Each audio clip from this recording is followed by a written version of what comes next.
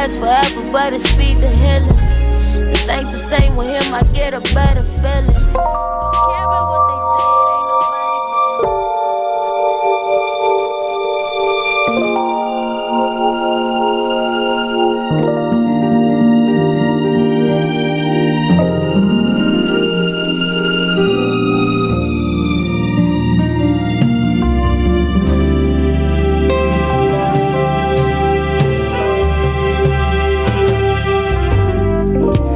Good evening and welcome to the Poetry of Justice Show with Jackie Ray Phillips on YikesRadio.com and AcceleratorRadio.net. Here on the Poetry of Justice Show, ladies and gentlemen, this is where social consciousness meets the arts.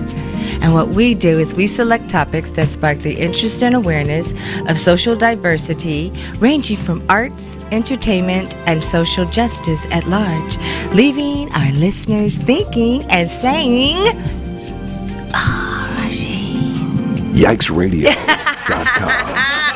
Ladies and gentlemen, those are the sounds of my mentor, the Mr. Kevin Nash. Ladies and gentlemen, Mr. Kevin Nash is the owner of this proprietorship here at Accelerated Radio. And so I just like to give him a very special shout out, because if it was not for Kevin and his dream here at Accelerated Radio, it'd be impossible for me to do what I so love to do here on Saturday nights, ladies and gentlemen. And then I'd like to give a very special shout out to the beautiful Lori G, the benefactor. How are you doing tonight, gorgeous? I am doing well tonight, thank you. Thank you so much, gorgeous. You ready for an exciting night? It's an incredible night tonight. I know, right? Yeah. We're so blessed. I'm so grateful.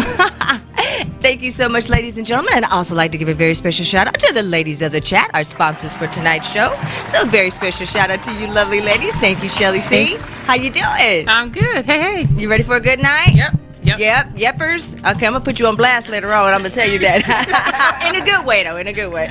You doing good, Tanya Michelle, gorgeous? I am doing great, thank you. Awesome sauces, ladies and gentlemen. Then I want to give a very special shout out to G Babies Catering LLC.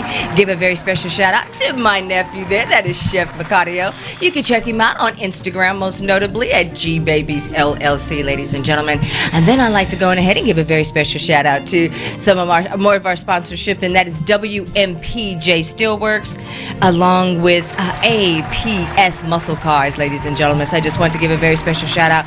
We have a very special guest in the house tonight. Lori, do you want to let everybody know who's here tonight? Yes, go ahead. Lori said we got the real fats. We got the real fats tonight, y'all. I know, Come right? on. I'm so excited. And Legs is also here with us tonight. That was a surprise. And we have another beautiful lady that I have not had an opportunity to meet. Hello, beautiful. How are you? Great, how are you? I'm well. So it's, anytime the real fats is here. I know, we're so it's blessed. It's going to be crazy. Definitely home for sure. How are you tonight, King? Can you guys hear me? I'm blessed. You I know woke you up cool. this morning. I'm all right. How are you? I'm doing great. Can you guys hear me? Am Yes, I sir. good? You want a little more volume, or you good? What you want? No, I'm good. I just want to make sure y'all can hear me. Me too. Because look it, and I've just been watching as a spectator on the sidelines. But I'm gonna just start the platform here, ladies. Okay, start the platform. Sound engineer, screenwriter, artist management, and entrepreneur. Born and raised in South Central Los Angeles. Grew up in L.A., Shelley, during 70s and 80s. Yes, exactly, during the funk and disco era. In 1979, he fell in love with hip-hop and music. My love of music, he says, comes from his dad, who was a writer and a composer for Motown Records, Shelley sees. All right. Motown! Fats grew up singing in the choir, ladies. I bet he looks so cute in that choir. Don't tell nobody. We need a throwback picture. Girl, We need a song. Playing the drums, ladies and gentlemen. Oh my gosh, Shelley. And he did the organ in church, Lori. We definitely need some throwback footage. I know. He also graduated from Westchester High School, class of 1990s. Whoop, whoop. Go Comets. He also graduated from UCLA, class of 1994. Bruins. Must be some Trojans. Trouble. Must be some Trojans. He also majored in and received a bachelor's degree in business management. Worked for Super Shuttle Transportation for 20 years, where he became assistant operations manager and retired from there in 2010.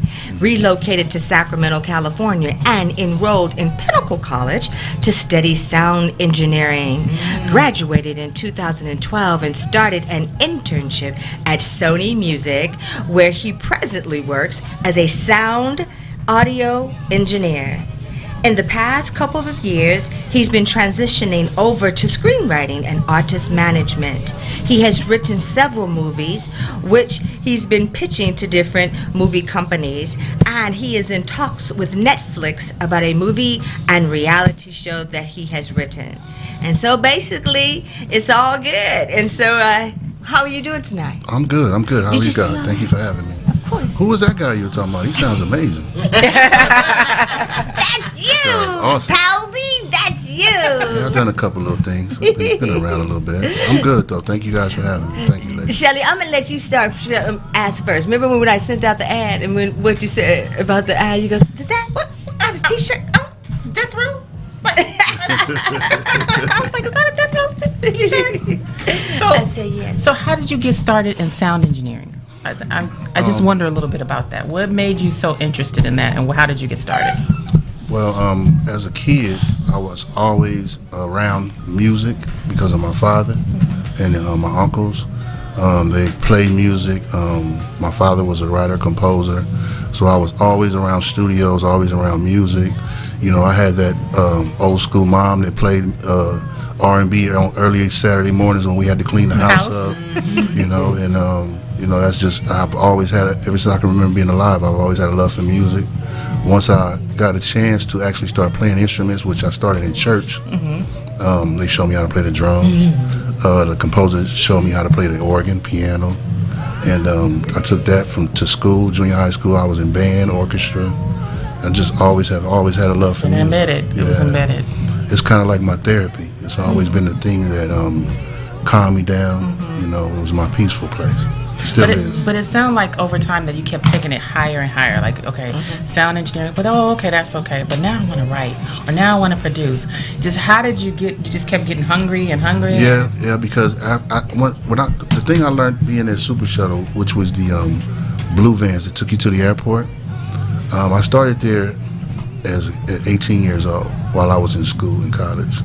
I played football at UCLA.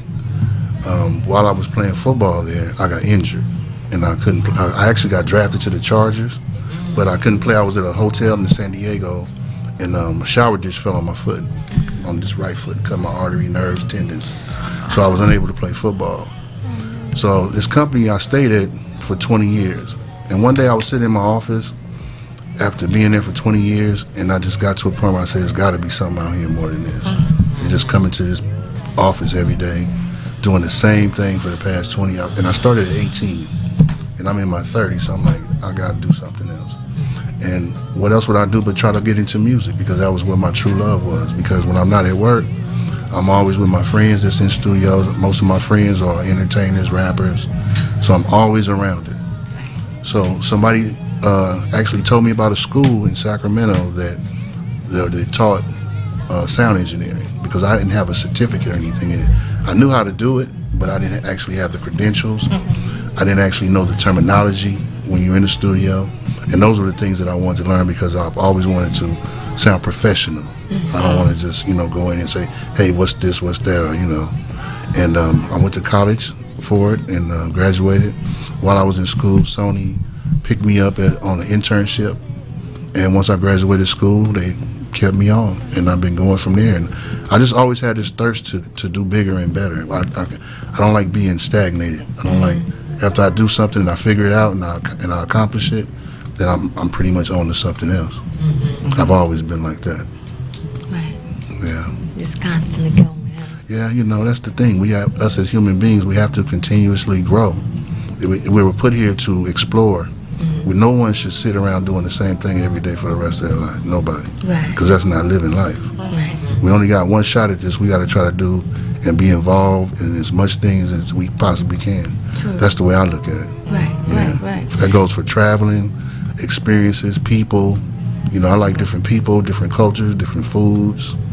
You know, I always want to do something new. I don't never want to do the same thing over and over again. Right, huh? Yeah. Well, Steph, come to the POJ show. This is home. You always want to come home. Home is where the heart is. That's a good one. I love it so much. So, yeah, man, that is awesome. So tell us about the film stuff you've been doing. Well, me and my buddy Bowlegs right here, we're actually trying to start up a film production company.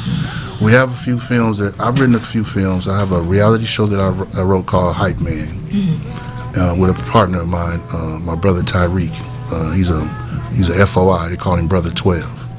He has a reality show he wrote called Hype Man, and what it does, it gives the contestants a chance to become the hype man for their favorite artist. Okay. So every week they go through different challenges, and they go from gopher to roadie to entourage as you build yourself up to become the actual hype man for this, whatever your favorite artist is. And the hype man doesn't necessarily have to be a rapper, you know, because comedians have people that warm. It's basically the person that warms the crowd up for you. Okay. But the hype man is kind of like the unsung hero. Nobody really talks about that guy that warms the crowd up, keeps the artist on stage when they forget the words or they lose breath. You know, that's the guy that really keeps the show going. He's really the foundation of it. So I just want to give a shout out to the unsung hero, because I'm a guy who always likes the underdog. You know, that's why I'm a Clipper fan, because I love the underdog. It's hard being a Clipper fan in Los Angeles. Oh man, I forgot they existed. Sure. See what I'm saying? That's so sad. They play basketball. See what I'm saying? I've been hearing this all my life. We'll get there one day. Yeah. Only need one. We only need one championship. That's it. That's all we need is one. Huh? Oh my goodness. So tell us a little bit about your childhood and that Motown legacy. How did that impact you, you know, I would just say? Well, my father was gone a lot because, you know, Motown was in Detroit. And before they moved out here. Because my father was already 50 years old when I was born. My mother was 25, he was 50. Okay. I'm the youngest. On my father's side, I'm the youngest of 22 kids. Wow. You know how those old men were back in those days. Look at Shelly eyeballs. Yeah, Shelly, you have something to say? And you know what? The funny part of it is he was one of the composers on Papa Was a Rolling Stone. Yeah, imagine that. Right, yeah. That's Shelly's favorite song. That's my love. But he was my hero. I knew, you know, he let me know who he was. He always told me that he loved me. I patterned myself after him. I wanted to walk like him, talk like him, act like him. My childhood was great. I can't really say. I grew up in South Central LA. You know, we wasn't rich, but we wasn't poor. I always had food, a nice roof. I never missed a Christmas, a birthday. You know, my parents were together for over 30 years. I've never even seen them argue before. They probably did, but I've never seen it, so I know what true love looks like. Right. You know, I had an awesome childhood. You know, they always, you know, supported me in anything I wanted to do. When I played sports, when I wanted to get into band, anything I wanted to do, my mother and father supported it. Right. Yeah, so I had my childhood was great coming up in Los Angeles. You know, during those times, there was a lot of stuff going on around me, and then, you know, I was an inquisitive kid. You know, so I did get involved in certain things as a kid growing up in LA. It was kind of hard to avoid it. Right. You know, the gang situation, I got involved in that a little bit as a youngster. But, you know, at those times we didn't look at it like that. These was my friends that I grew up with. Yes. Our mothers knew each other. You know, they babysitted each other. So, you know, what a lot of society calls a gang, we necessarily didn't look at it like that. Right. And it wasn't what's going on today. It wasn't about killing people, and you know, it was just a group of friends that felt like we was gonna protect our section, our people, our mothers, our grandmothers. Right. You know, and I got involved in that as a youngster. Grew out of it, you know, realized that it was more important to be a man. Right. You know, had my first kid at a young age of 16. Okay. So, you know, I had to grow up fast. Like real fast, huh? Yeah, really yeah. fast. My mom was like, it's time to be a man now. You know, you have you have this baby that's dependent on you. So, you know, I had to grow up and be a man real fast. But my childhood, my family, you know, my loving family, no complaints. It was beautiful. Were you spoiled? Very. That's what I was trying to get to, so I just went there Because first. I'm the last of my father's baby and my mother's last, so I was the baby out of all the kids. Mm-hmm. So everybody hated me. Yeah, because I got everything I wanted. Yeah, they hated me. Yeah, they hated me. And I loved it. I don't blame you. So now, what about the life? When I say that, like the activity, the travel, the movement, how does that energy go for you? You know what I mean? Do you ever be like, are you just always like ready? You're out there, you're on stage, you're on. I love it. I love the adrenaline. You know, I love being a part of creating something, building something. You know, leaving your mark, leaving your legacy.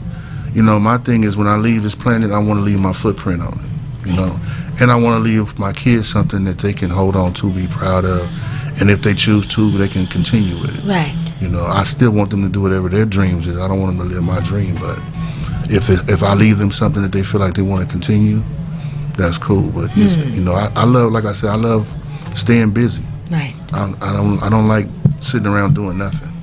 You know, I love moving around. I love to travel. How do you feel being that role model?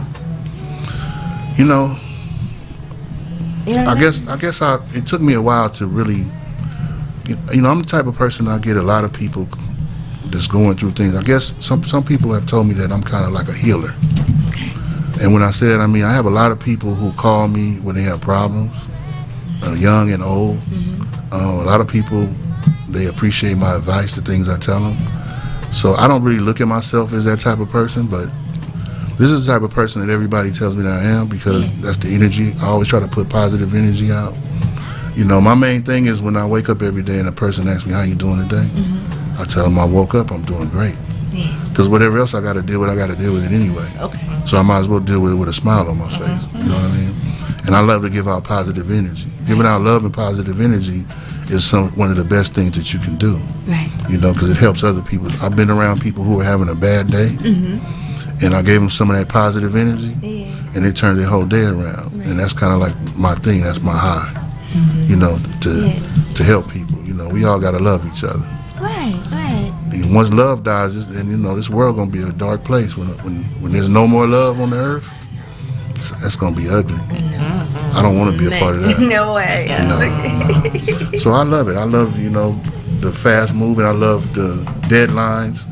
You know, I love having to, when someone tell you we need this to get done by Thursday and we might not be able to do it. I love when somebody say we can't do it and we get it done. Yeah, so I just love being in the mix. Whatever's being productive, positive, and moving forward, progress, I'm all for it. So tell us about your work that you're doing with Sugar Free and I think cocaine and that tour. Well, right now we basically, me and my brother Legs right here, we're basically just being like support far as travel. He's a promoter. He promotes. He actually did a big show in Santa Maria. He actually did the biggest rap show they ever had in Santa Maria, California. Wow. Ice Cube, Bone Thugs and Harmony, Second to None, Candyman, ThaRealFATZ. Wow. Yeah. So that was the biggest rap show they've ever had. 8,000 people, no problems, no fights, no incidents. I think one dude got kicked out for being drunk or something. Other than that, it was a beautiful day. Everybody had an awesome time. That's so nice. Yeah. So we basically just really getting into promoting, you know, helping them travel, helping them, you know, with shows, booking shows, things like that. You know, kind of doing the support role. You know. Absolutely. You know, sometimes I step in as a security guard for some reason. They look at me and think I'm security. So you know, whatever part that I need to play to help everything move forward, you know. Yes, sir. But mostly it's booking shows and stuff like that.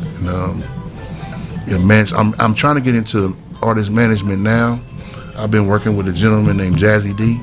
Okay. He's actually old school. He was one of the first rap artists in Los Angeles. Wow. He was around when Ice-T and those dudes were. I was listening to Ice-T this morning. Yeah, he's one of his good friend. He's actually you remember the Boost Mobile commercials? I do. Remember that? Where you at? That's his voice. He's the guy who actually. That was actually one of the biggest Remember we used to do ringtones? Yes, I do. That was one of the biggest ringtones to Boost Mobile. Yeah, so he's an artist manager right now, and he's been kind of mentoring me. I've done artist management before. He does artist management, but I've never did it on a level. I just feel like certain things I still need to know, because as a manager, you're managing someone's career, and that's important. And I feel like there's certain things that you need to know. There's a certain way you need to conduct yourself, and a lot of things. I know a lot of people, but it's management things that I need to know, as far as how to book shows, mechanical royalties, that type of stuff that I don't know, that I'm learning from him. Right. So I can actually manage someone's career, Right. because that's important if you're going to take them to the next level. For sure. Yeah. Absolutely. That sounds super exciting. I know I've been hogging the combo. You got any questions, ladies? I'm sorry. Yeah. I know Lori got her notes. I know you got your notes. I didn't want to be rude and hog. No, I just want to say that, every time you come home and you visit us, you have an incredible team that comes with you, right? Yeah. And so I'm the nosy one, as you know, of the group. So how did the team get together? I mean, what's the history behind the team? Just over time, just people, we all run into each other at different events, different things that we're doing. We start talking. We realize that we're kind of on the same mission. Once we have time and whatever we have going on, projects that we're doing, once we finish that, we sit down and we figure out what can we come with together as a team, and we start approaching it. Me and Bowlegs met it's been a while now, I want to say maybe 6-7 years ago. We met at E40's brother had wrote a movie, and he premiered it at the Crest Theater in Sacramento, and I went for that movie premiere, and that's where I met him at. And we just kind of started talking, and I told him I was an engineer for Sony. He was working with his artists and doing artist management. We kind of spoke about different things we had in common, things we were trying to do. And me and him actually linked up off of a documentary that he wanted to do, the one we were here for the last time. Unfortunately, we haven't been able to put that out, because I don't know if you guys remember the gentleman that was here with us the last time, Los. His cousin, he passed away. Oh, I'm sorry. Yeah, so that project kind of slowed down since he's passed away. We're going to finish it, but he had to take time for my boy to grieve, because they were first cousins, best friends, like brothers. So you can't put a timeline on it. Yeah. So it's just meeting people along the way who have the same vision, the same grind, the same drive that you have, and we come together and see what it is that we can do, to help complement each other on whatever projects we working. He was doing a documentary. I knew a lot of entertainers and rappers that he didn't know that I could help bring to the table for him to interview. Like my buddy out there with these these right here are some rolling papers. It's a company called Rags Rolling Papers. These rolling papers, these are made like blue rags, and these are made like red rags. Are they hemp or what are they? They're hemp. They're all organic, all natural, no bleach, no ink. Oh, I gotta get And some. the mission behind this is smoke these, not them. I gotta get somebody else. I like that. So, These, not them. right. So it's all about unity. It's about black men needing to stop killing each other behind colors. So when you get in the mood and you feel like you want to go shoot a crip, roll up one of these and smoke it and go sit down somewhere. Smoke these, not them. Yeah. We gotta stop the gang violence. So we make the papers, cones, rolling trays. I brought you guys some stuff. Okay. Like I said, they're all natural. No ink, no GMO. Look at this one, I can't. And YouTubers. and it's been getting real. It's been getting real big in the industry. I give them to we've been giving them to rappers like DJ Quick, different rappers who are involved. This is who thought this up? This is amazing. This is his brainchild. I actually came on as an ambassador, and then he offered me part of the company because I believed in the mission statement. I believed in what it was about. Love it. Yeah, That is amazing. it's about unity. Like I said, smoke these, not them. If you go to the website, it has the whole mission statement, what it's really about, and it's just basically about stopping gang violence. We got to, as a community, we got to stop killing each other. It's about coming together, and what better way to come together than over a nice smoke? Right. It's legal now. Right.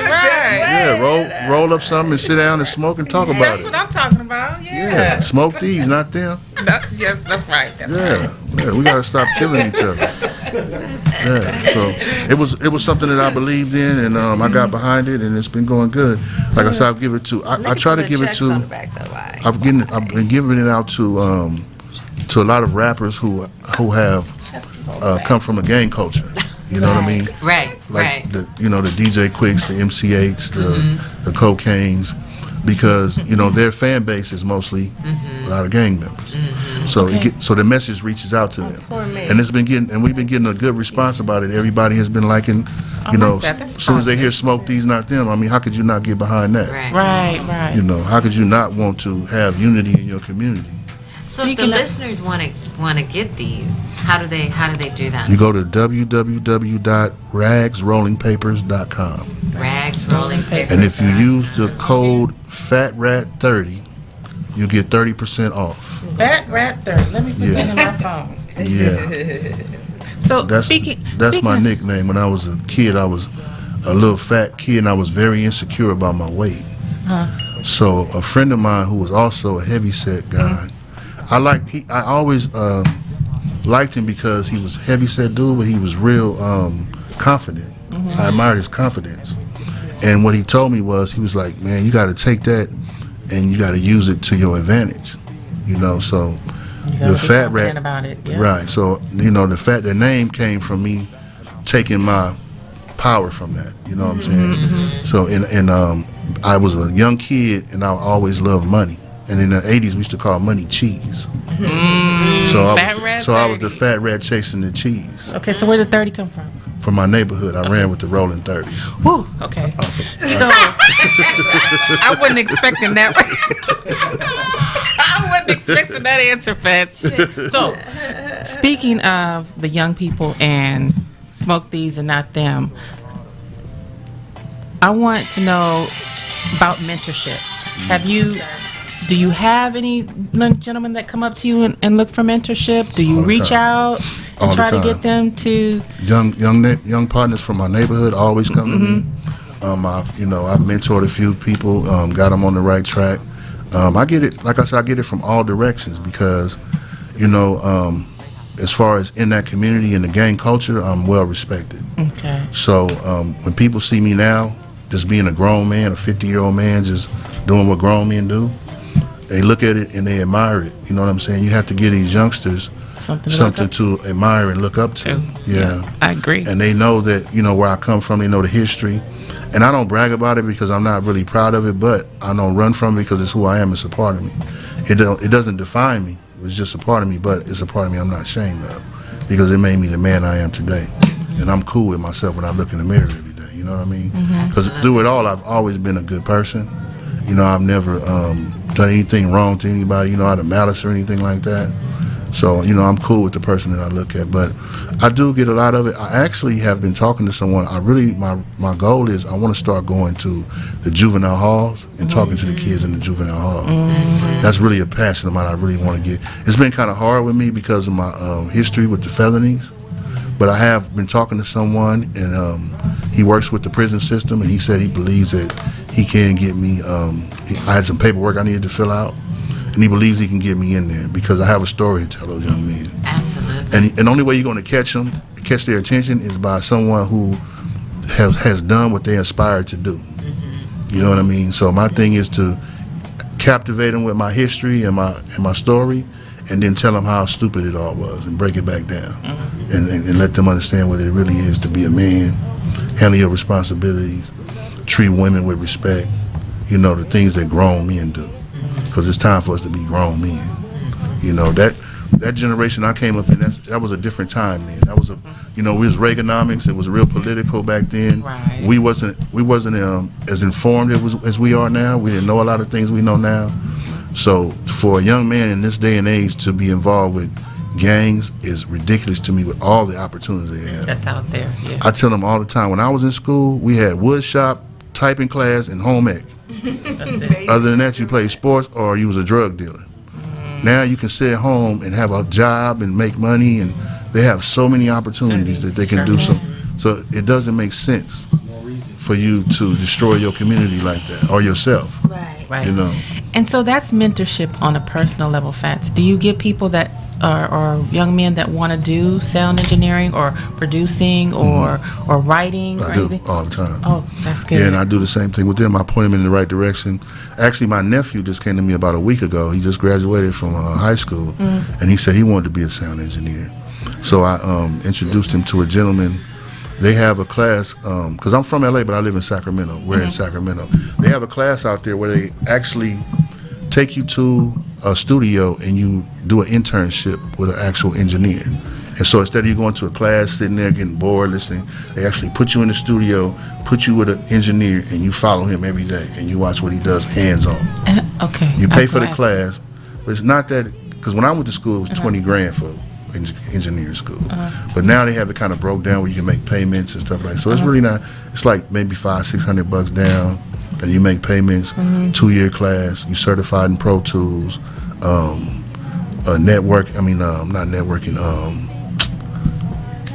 when stuff break down, I can't think of the word right now.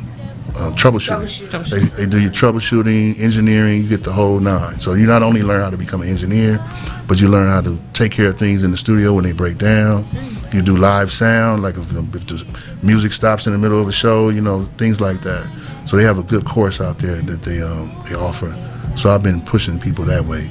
What's the name of the school? Can you know say? what? It's called Sacramento. I would have to look at it on my phone. I was just wondering if you. I will get it for you though. Yeah, gentlemen want to know. Class. I'm not sure if they have that type of class out here. You know, I noticed that since I've been in Sacramento, I noticed that since it's the capital, they have a lot more opportunities for people out there. You know, because that's where everything comes from. You know, so I actually live right down the street from the IRS. Wow. I hate looking at that building every day. But you do. Yeah, it's horrible. Scare me. And they sit right behind Louisiana Fried Chicken too. Now I like it there. Right. But then when you walk out the door, you got to see the IRS. That's cool. While you got your chicken in your hand. Guess they say, well, if you have a bad day, go over there. Get you some chicken. I think it's called. I believe it's called Sacramento Production School or something like that. I like that. But yeah, I do. I get a lot of actually young and old that come to me. They're interested in, because like I said, I write movies too. I've written about probably maybe 30 movies. I've pitched a few. I've worked on a few movie sets. Gary Gray, the gentleman who did the Friday movie. I met him some years back. I was a security guard at the Universal Amphitheater. I'm not sure what they call it. I think they call it something else now. But they used to have a comedy show, you guys might remember. It was called Comic Relief. It was Whoopi Goldberg, Billy Crystal, and Robin Williams. I worked security, and I met Gary Gray. He was a cameraman for BET at the time. And I watched him come up, and when he started shooting the Friday movies, he brought me on as a grip. So I worked as a grip on all the Friday movies. I worked as a grip on The Negotiator, Set It Off, basically just carrying wires and stuff like that. But it gave me an idea of how a movie set is supposed to run. That's what I really wanted to get out of it, you know. And he actually was the person who gave me my passion to start writing movies. Because it was kind of amazing to me to see somebody that took something from paper and the process of creating it. Because at the time I thought that when a person made a movie, I thought the movie was made how you see it, like from beginning to end. I didn't know that they might shoot this part this day. You know, it was just different little things that I didn't know. I didn't know about interiors and exteriors, that, you know, we got to get the shots outside first because we can't control the weather. So you shoot those scenes first, and then you worry about the indoor shots and stuff like that. So, you know, he taught me a lot of things about that, but that's really my passion. That's kind of what I'm going towards now. TV shows. I worked on Wayne Brady's television show back in 2003, 2004, and we won an Emmy for that. So I actually won an Emmy writing. I was on the writing team for the Wayne Brady show in 2003 and 4. I actually meant to send you the picture. I actually had a picture of me with the Emmy. Do you have it on your phone? I sent you that picture. That's so exciting. Yeah, so that's kind of, I actually love Wayne Brady. you know, music is my love, but I definitely have a blaze under me for writing. And it's cool too, because when you write a movie, you can control the soundtrack. So I would still be able to be involved in the music as well. But I have quite a few movies that I've written that I'm trying to get. I've been pitching them. Netflix has been giving me an opportunity, so hopefully something will come through with them. Yeah. I've been grinding. Absolutely. I'm getting there. You think? I'm getting there. Well, it's amazing when you do what you love. You know, it's amazing when you can do Well, what you love. my thing is this too, and I didn't mean to cut you off. Oh no, you didn't. My main thing is what I want people to know is that there's nothing that can stop you from doing what you want to do. I come from the gang culture. I've been in prison. I did it all, and every dream that I've ever had in my life, I've went for it and pretty much accomplished it. You know what I mean? And there's the felonies, whatever the case may be, there's really nothing that can stop you from doing what you want to do but you. It don't matter what your circumstance is, what you come from, who you are. You can go do whatever it is that you want to do, if that's really what you want to do. You got to put the work in, though. And it's not going to be easy. And if you are real when you don't want it to be easy, I don't want nothing to come to me easy because you want to appreciate it. You know what I mean? But anything you want to do, you can do it. You know, I come from the same streets everybody else come from. Nothing different. You know, and I've accomplished quite a few things. I'm still working on some stuff. At one time in my life, I felt like I was playing catch up. Because I spent a lot of years, wasted a lot of years running the streets and doing a lot of foolishness. But at 50, I just turned 50. Well, I just turned 50, but at 50 years old, I feel like I'm in a good place. I feel like I got a lot still to bring to the table. I like the way I carry myself, the way I represent myself as a man. I love the people that I'm around now, positive people. You know what I mean? And, you know, that's just what it is. I'm just trying to be a positive force around my people. I have a question. When you said that you look back and you wasted a lot of time, do you really think that you wasted a lot of that time, or that time is what you needed in order to be who you are today? Because, you know, you go back and you say, there's things in my life I said, I wish I wouldn't have done that, but what would my journey have been if I hadn't done that? Because it kind of molds and shapes you That's into true. what you are today. Yeah, I have actually thought about that too. You know, one thing my grandmother told me is that she used to always tell me, you know, if you wanna make God laugh, tell him what you got planned for the day, right? So, you know, I believe that everything is the way it's supposed to be. Now, where we fall off is that we don't pay attention to the signs and the signals. You know, sometimes we make temporary people, we try to make them permanent. We don't exit soon enough. Right. So I do agree with that. I believe that if I haven't have went through everything that I went through, I wouldn't be the person I am right now. So I do agree with that. But when I say that, I do still feel like I'm disappointed in myself for some of the foolishness, because when you know better, I knew better than what I was doing. You know what I mean? I knew I was doing the wrong thing, but I still did it. That's the part that I'm disappointed in. That's where I feel like I wasted time. But it goes back to what you just said. You know, maybe that's what I had to go through. Maybe that's the way God, you know, was way of teaching us. You know, I was also told that everybody that comes into your life is a blessing or a lesson. Some people are both. So, you know, maybe I needed to run across those people to know what I don't want to be anymore. You know, I do feel like it has made me a well-rounded and grounded person. You know, I'm pretty well off, but I'm not really like a money person because, you know, like I said, I grew up pretty much with everything I wanted. So it's not really about money. I give away more things than, you know what I mean? I'm that type of person. So it's not really about money for me. I'm more of a person that really want to help people. I want to get into the film industry because I want to give a lot of people jobs, mainly kids. You know, my focus is really the kids and the elderly. You know what I mean? We got to take care of them. Everybody else can kind of figure it out. You know what I'm saying? But these babies, because that's our future. And then what we're looking at now, I don't know if I can depend on these dudes when I get old to take care of me. They gonna leave them. Man. You better train somebody. You know what I'm saying? Put you in an old folks home and say, see ya. Right. Real fast, you know? That would be kind. Did they do Put you in the back room and forget about you. I mean, you know, I look. Lori, hey, wait a minute. She ate 3 days ago. Let's go back here. I mean, I look at Instagram and I see our young women. And I was telling ladies the other day, I'm so tired of watching women twerk. Oh. I'm tired of the twerking. You tired of the twerk? Yeah, I'm tired of the twerking, man. We get it now. You know how to twerk. We get it. We get it. You know what I'm saying? Because our sisters are they're worth so much more. Tired of seeing the legs? Yeah, Tired of the twerking? real men tired of the twerking. We tired of the twerking. We want to see you at work. We want to see you teaching the Not class. at work. Not at work. Well, See with a 401k. you feel what I'm saying? We want to see you doing something that queens do. Yes. Because my thing is this. The reason why I specifically say women, without y'all, we are lost. You know what I'm saying? Where are the men going to be without the women? I feel sorry for these youngsters coming up because we had y'all when we were young. You know what I'm saying? They don't have that. Y'all were the last generation of women who really carried themselves like women. We had to walk you home from school, carry your books, talk to you on the phone till we went to sleep at night. You hang up. No, you hang up. No, you hang up. Fall asleep on the phone. But by the time, Wake back up on the but phone. by the time y'all actually got together, you really knew each other. Right, You know what I mean? That's why it lasted longer because you were really friends. You know what I mean? Now you have none of these Now that you things. swipe right or left. Right. And they And you don't have to work for it. and they expect for that to work. Yeah. You see somebody read all these lies that they put because everybody's story is a glory story.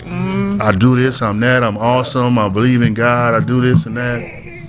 You know, Yeah. but back in the days it was more. I'm still into romance. You know what I'm saying? You know, and I just believe without the women, man, we gonna be in a bad place. Because the men, we can't leave. You see what happens when we take control of the. But, I have a question about that because, often in the chat we talk about relationships, and I don't want to go to relationship subject because we're really here to learn more about you. But the men you hear men saying that they are tired of it, but when you see Instagram page, it's like 500,000 likes, and they're majority men. So in some way, there's a reinforcement of that behavior, right? Oh, of course. And so, but how do you change it? And maybe that's for another show. You can come back for that. But you're tired. Men are tired of it. Women are tired too because they're not able to be in relationships. Right. But this is what they're told they need to do in order to attract, right? Yeah. So how do you balance that out where, you say that's not what you need because every man is not like you. There's a lot of men out there that still want the twerking. Oh yeah, they do. And so I don't know if that's going to go away for a generation because it's so much reinforcement of it. Well, that's really not a man. That's more like a man child. Yeah. And I like that. yeah, that's like Professional bachelor. Yeah, that's more like a man child. And for the women, it's the fact that most of them don't have a father. Because your father is the first man you fall in love with. And the father is, girls, most of my daughters are daddy's girls. We mama's boys and daddy's girls. Right.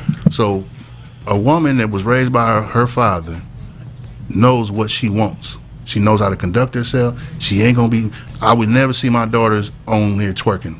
Because they know I come through the screen. You know what I'm saying?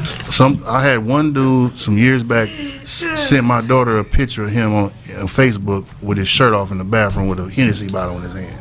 I told him, don't send my daughter no more chest naked pictures, bro. We don't do chest naked pictures. You know what I'm saying? But a woman, that's what she needs coming up. If she doesn't see it, then yeah, she's going to go chase what she think is love. And she's going to use her body. They tell her how pretty she is, this and that, the predators, the weirdos. Because there's more of them than it is real men. Because we don't have, a lot of us didn't have our fathers because we need him to show us how to be a man. And even sometimes when he in the house, he ain't a man, he ain't conducting himself like a man. He beating on his mother, he this and that, running in and out of jail. Or using absent. Drugs, or just, what I'm saying? Just absent. They're there, but they're just absent. So, at the end of the day, to me, it's just the upbringing. We're not raised, like I said, that's why I say y'all are the last generation of those women that were raised. The generation is used to the households being without fathers. That's what it is. Right. They're not used to it no more. And the girls are, Settle for it. yeah, they kind of raising each other. And you got one telling the other one, this is cool to do, this is cool. And to me, it's sad, because you are so much more than that.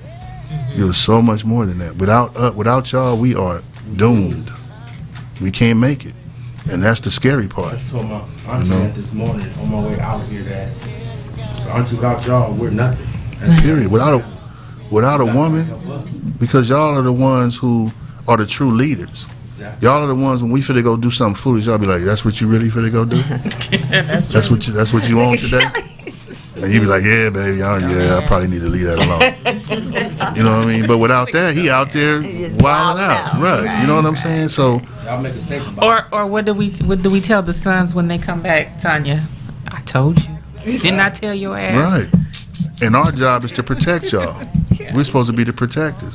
See, the white man changed everything around. If you go look back in Ethiopians, right? If you look at the pyramids and those old hieroglyphics, the woman sat on the throne and the man stood beside her with his hand on her shoulder.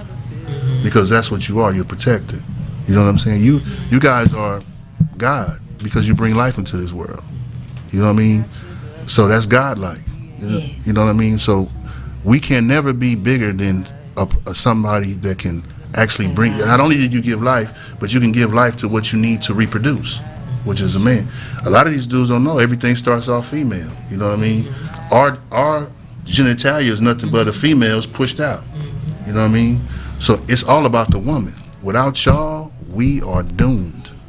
So when I look at that, I'm looking at my kids, my grandkids, and I'm saying, what kind of world will they be living in 2050? That's the scary part. That is kind It's scary. It is. It's scary. It's scary. And it's sad. And social media has really really scares me. Right. Yeah. Because that algorithm, they get you with the algorithm every time. Yeah. I don't even know how I would handle my kids in social media.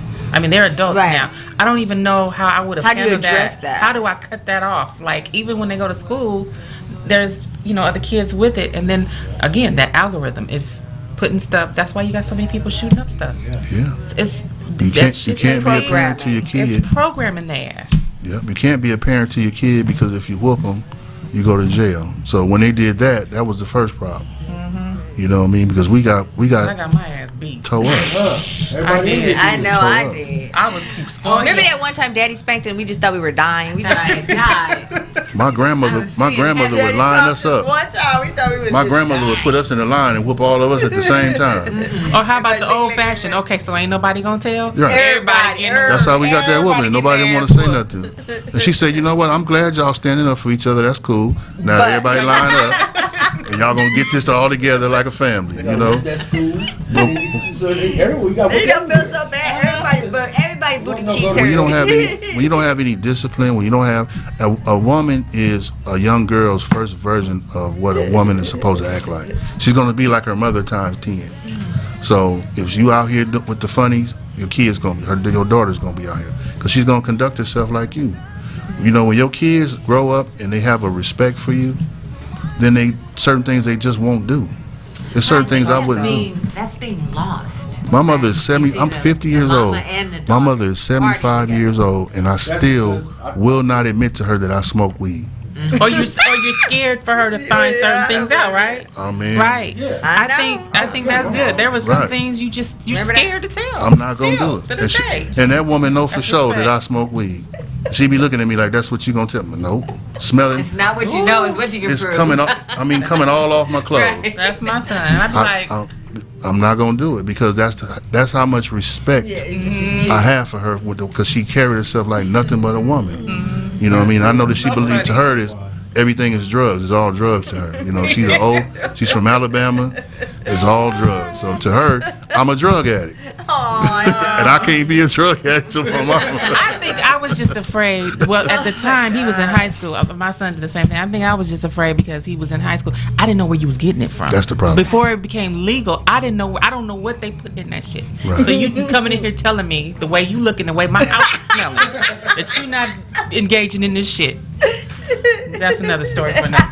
Right. But I'm just saying that's what was my fear. Now you can go and buy it from a reputable place. Yeah. You know, I grew up in a house with my mom and my aunt where people would lace shit with angel dust and all that kind of stuff. Still doing it. Fentanyl.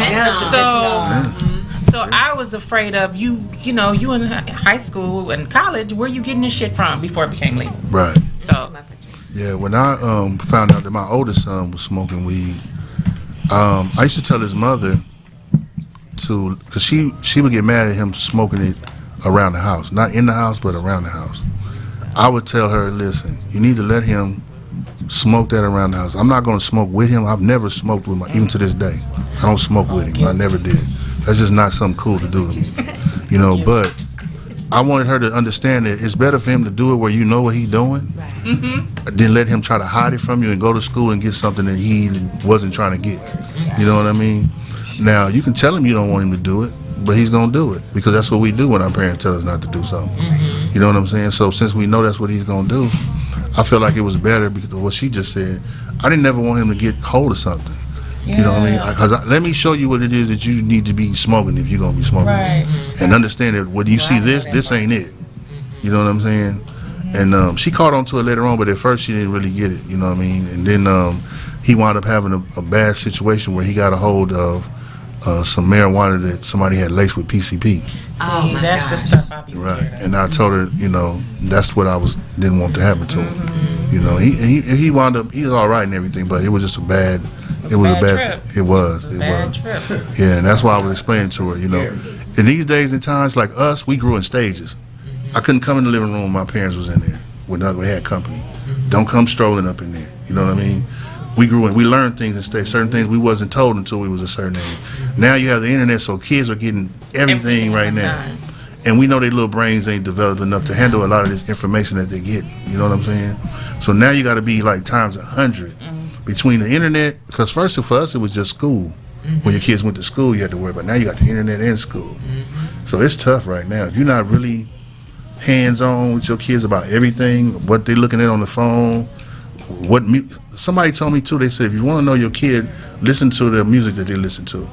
The music they listen to will tell you a lot about how they think and what they're about. So you need to listen to their music. You need to really, really get hands-on with your kid. If you're not going to do that, then I suggest you probably don't want to have kids. Don't just have them out here in the world running around to get killed or abused, or you know what I mean. We have a lot of women just disappearing that people don't talk about. 6, 7, 800,000 women a year, black women disappearing. They don't talk about that. You know, even with this overturning the Roe versus Wade with the abortions. You know what I mean? You know, it's a different world we living in. So if you're not really gonna be there, people need to just stop having kids and say that's my baby mom, my baby daddy, and all of that, and really like raise young kings and queens to really be productive members of society. Because you're doing them a disjustice. Yes, so true. You know, you're hurting them more than then you help them, and it's sad to me. I'm stuck on the comment you said about music. I'm like, I listen to like Fuck the Police straight out of Compton. I listen to all this shit. And so I'm trying to figure out what you're saying about us. We know. As women, right? Because if you listen to my music, you would not know that I was the one you about to sing. Okay? I would. Because you know why? Because I know that all those gentlemen, look at Ice Cube. You know, he's the one who wrote that song. Him and his wife been together for 30 years. Right. Yeah, that's true. You know what I'm saying? So. Yeah, Kim got him. I tried. And I'm sure Kim loves. I'm sure she loves all his albums. You know what I'm saying? Yeah. So you know, it's my father. My mother was always been a church every Sunday. Never drank, never smoked, never hardly even cussed. My father was pistols, Crown Royal, Parliaments, partying. But like I said, when him and my mother was together, I never seen them argue. They always laughed, had a good time. He always told me that my mother was his peace. So us as being dudes in the street, that's what you want. Your woman is supposed to be your peace of mind. Right. But as a man, you don't bring the streets home to your woman. She should never, ever. That part. She should never, ever be exposed to that. You know, that's a real testimony. I think I heard you say there's a 25-year age difference between your mother and father. That's a real testimony to your mom. Right. Right? Because she dealt with a lot. Absolutely, she dealt with a lot. Because just the experience your dad had on her, just the age, and for her to be going to church, and then at that age, she was still his peace. That was his peace. That means that your mother is really, you know, that says a lot about her. Yeah. Yeah, my mom went through a lot. You know, I have a sister all women who are married that's artistic. Yeah, they do, without a doubt. I'm just letting you know. No man is a dead to part. You know what I mean? And some of y'all deal with some. You better say it. Yeah, they no man is dead to part. You know, I'm a realist. I'm not gonna come in here. That should be your next book. I'm not the one coming here lying to y'all. I'm gonna come tell you the truth. I'm gonna tell you what God loves. You know what I'm saying? That's the truth. No man is a dead to part. You know what I'm saying? But if he has the right woman and he really truly loves that woman, he will keep his shit straight. You know what I'm saying? He will do what it is he needs to do. I believe that. You know what I'm saying? I think what's happening, or what I see from some of the, just the guests that come through, the younger generation, I don't think women are requiring a standard or an expectation of what a man should be. I mean, 3,000 years ago when I was dating, you had to come to me, correct? Whether you was in the streets or you was in the library, there's a standard of expectation, and still do, that you had to bring. You know, I think some women don't necessarily, young women, because they don't know. Don't they don't know. It goes back to what we were just talking about. Like he said, Lori, and I think it is. I've heard some men, really good men, say, "I'm going to treat my daughter the way she knows that she needs to be treated correctly, so that when somebody comes along, he's going to have to be at that level or higher." Period. Right. So when you were out there and you were dating, not really knowing it, your expectations were a little bit higher on what you needed and wanted at that time because of the father that you had that took care of your family. Oh yeah, and I knew that. Yeah, I knew that. I knew. And when you have that, you won't accept anything less but you won't that. accept anything less. Right. No, my dad, because you're not looking for love. You're looking for respect. You're looking for a partner. You know what I'm saying? It's not about sex. It's not about, you don't want his money. You don't want none of that. You know what I'm saying? I want a like-minded person that's going to treat me like a woman, treat me with respect. You know what I'm saying? And somebody you can grow with and have things with. You know what I mean? It's funny, my daughter's been talking to this guy for about a year now. And, women look for status and all this type of stuff. But, when you say that women don't set the standard, it seems like if they do set the standard, the men have so many more options that they don't have to go with the hard, right? It's true. They can go with the easy. But what's happening, and I kept telling her, I said, you stand your ground, you keep your standard, and he just cannot let go. Every time she's like, this is not working for me, you're not a bad person, this is just not what I consider for a relationship, he just keeps coming back. Right. And I was like, you just need to have the conversation, but I think he keeps coming back because he's intrigued by the hardness, but he really doesn't want it. Right? And so what do you say for stuff like that? Because women are setting standards, but the choices for the men are so loose. You have to wait till you get a man who wants that standard, right? And sometimes that takes them to be in their 40s. It will. Right? Where we all, our children, they struggle because they look at us and they want what we have, I would have done it differently, but we all been together with, started with our men in a serious relationship at 18, 19, 20, right? And so my daughter is thinking she's behind the time because now she's 32, no kids, she canceled an engagement, but it's just hard because men don't. If you're not laying in the bed doing everything, they're not even intrigued or interested with you. No, those type of men are gone. Like, you got to remember this, right? When we were kids growing up, see, we got to think about our subconscious and what's being put in our subconscious, right? So when we were kids growing up, pretty much every TV show we watched had a mother and a father. Good Times, Cosby Show, all the Jeffersons, Family Matters. It was a different time, and the things that we watched and the things that were put in our subconscious was different than it is now. Now we have, Basketball Wives, Right, exactly. Housewives of Atlanta. You know what I'm saying? So, yeah, he does. He has other options, and she does too. But the problem is that for one, once you find out who this person is, that's the problem. The fact that he feels like he can come back. See, once she told him that, he should have felt like he should never come back, because you have to be a person to let him know that, listen. I meant what I said. Period. That's what I told him. Period. You know what I'm saying? But because that's showing that he doesn't respect what she's saying. Oh, I can get you back. Or he feel like he can get his way. Because some men, we feel like we're conquerors. So he's just trying to conquer something and make her like, I can get you to change. Challenge the chase. Yeah, he's accepting the challenge. When she has to let them know it's not a challenge. This is what it is. My father always told me, when you tell somebody something, when you go in the door and you tell a woman what type of man you are, you got to be that same man going out the door. Whatever your morals, whatever your standards are, when I tell you that I ain't messing with you no more, you can't keep tipping back over there messing with them. You got, because they'll never respect that. They'll respect it when you say I ain't messing with you no more, and you don't never mess with them no more. Then they gonna understand that might change them for the next person. That person wasn't for you. That person is for somebody else coming. That goes back to what I said. Everybody's a blessing or a lesson. Some people we try to make temporary people permanent. It's something you were supposed to learn from that person. Learn it and move on. That person's not for you. That's what her dad was saying. He said, I think that they've never, you know, anything intimate, personal, or anything like that. Joe's like, he keeps coming back in because he wants to get to that. You know, you need to step, and she was like, I'm not even worried about. He said, but you know, you need to just say, stop calling me. Nigga, stop fucking calling. Period. You And know, I'm serious. You're not what I'm looking for. Right. And I think she's struggling because they were college friends before. They had like a friend. So And that's what he's using. yeah. So Friendship. But He's using my, the friendship. my husband is telling her, you know, like Yeah, because we when know. men want you, when men are serious, trust me, Joy, Because see, it's two things. you can't get rid of them. It's two Right. things. It's two things that's going to happen when she does that, right? It's two things that's going to happen.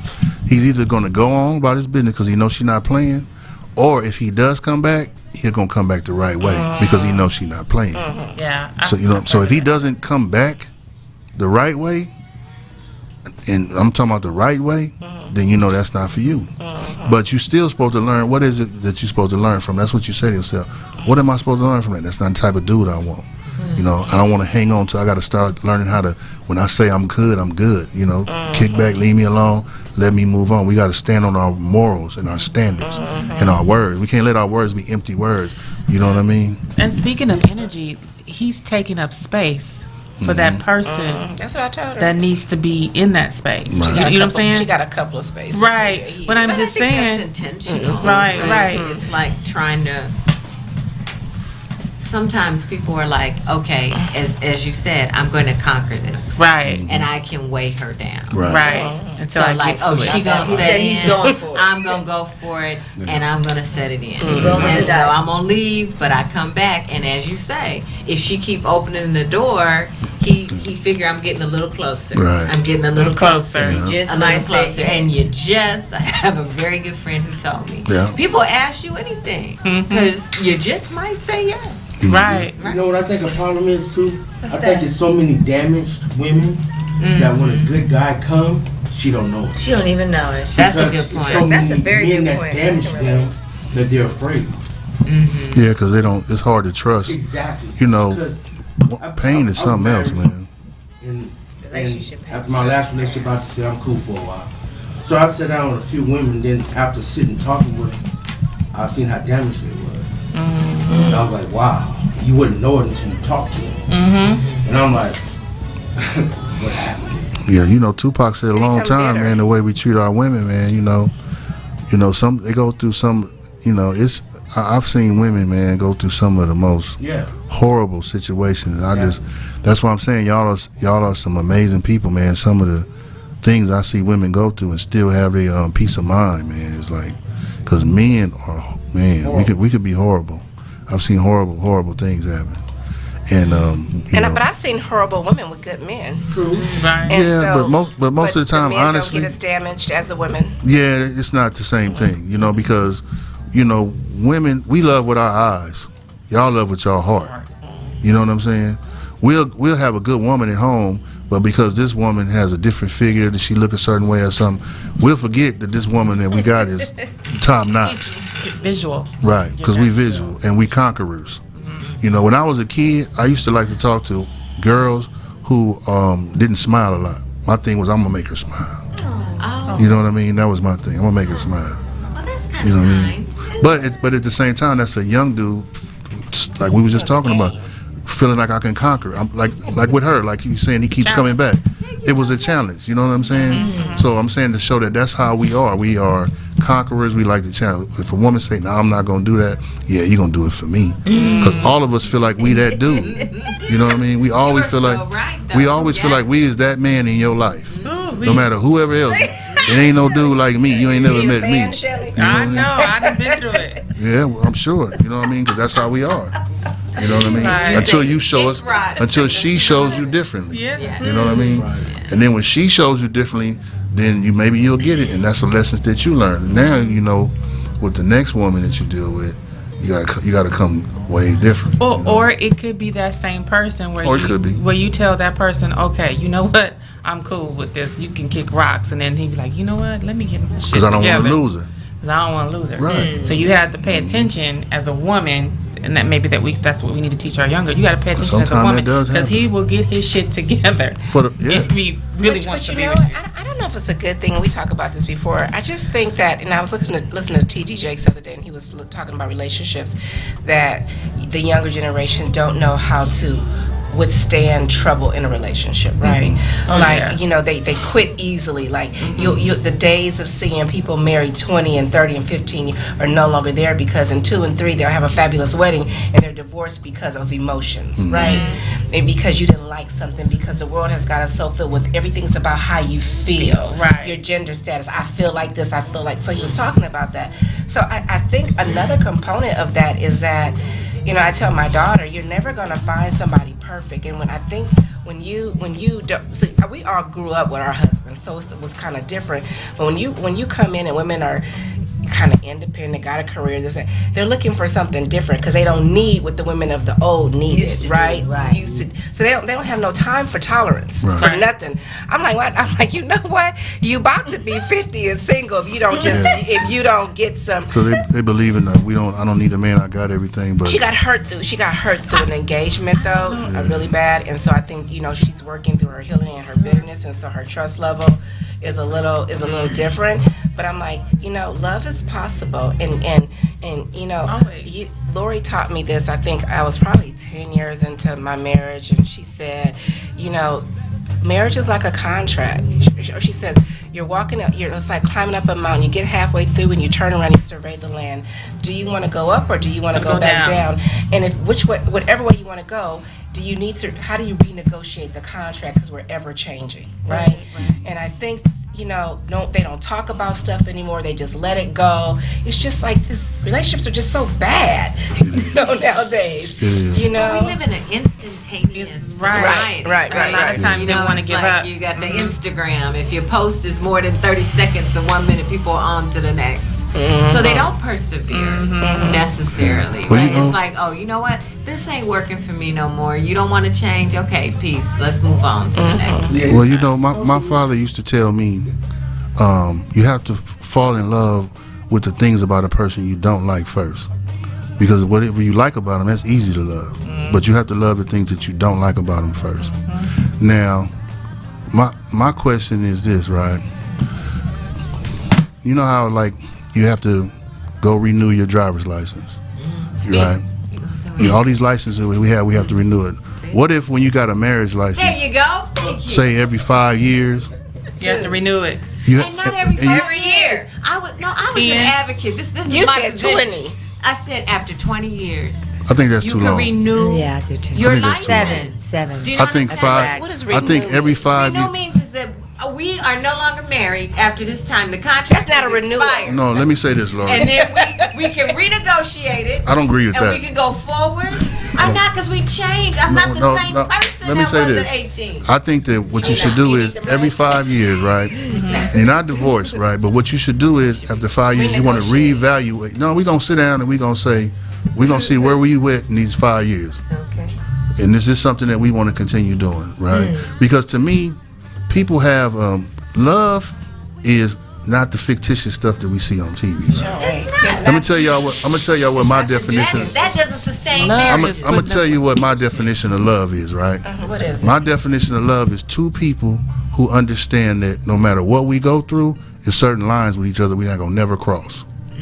It's not the fictitious stuff. It's that we understand we're not gonna get along. We gonna have other things happen. We have bad days. But no matter what we go through, what's a line we not gonna never, because that's the thing that happens. What's the line that you're not going to Whatever lines y'all establish, whatever that may be. You know what I'm saying? I don't want my woman smiling in every dude's face. I got a problem with that. My grandmama told me, stay away from a woman and show every man her teeth. Wow. Didn't know what that meant when I was a kid, but I know what it means now. I can't stand a woman that smile up in there, especially my friends. I want you to look at. I want you to give him the casket face every time you look at him. I don't want you smiling in his face every time you see him. Is it You know what I'm Pimps Up, saying? Holds Down or American Pimp? With a woman Reckless eyeballing. Reckless eyeballing. Reckless No eyeballing. reckless eyeballing. No, Nah. no. Lord, Because Hey, I've and that's been just there. my Eyes thing. down. But honestly, I just feel like Shenanigans that going on. That's we what have to get away from the fictitious things that we see that we think love is, because love is not a feeling. Love is But an for action. me, I believe you have to have a commonality that draws you together. Without a doubt. Whether that's your finances, whether that's your status, whatever that is, that becomes the nucleus of what you circle around. Right. And so that's how I'm not gonna like you every day. Mm-hmm. I'm just not, because I have bad days. The chemistry, the sun, the moon, the stars, the pheromones, all kind of shit. But that don't mean you're gonna get mad and go But- sleep with somebody else. No, it does You feel not me? mean That's that. what I'm But saying. because we have this thing that we're building toward, or Right. that we've agreed upon. Do you know what I'm Right. saying? And are we I don't really know in if this? relationships have that. Not no more. No, they don't. Not no more. I don't think some of these men today don't observe their women enough. I like to watch mine walk across the TV because I want to know if she walked for me like she walked for him. How she talks soft to me, she gonna talk soft to him. Does she So I- look at him the way she looks And at I you? notice these things. Who is the him?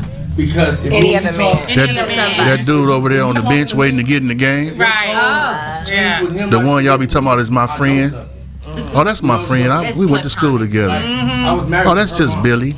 So Let me catch Billy around here. I told her mom I respect it. So I know things changed. I knew. So when I used to leave the house, no one can go to my house. Not because I was jealous or anything. I just want no problems. My family, nobody. Don't go to them out there. Because I don't want to hear nothing. I don't want someone did one here, did this one. I don't want to hear nothing. So don't go there unless I'm there. Oh, he's been controlling. No, I'm not.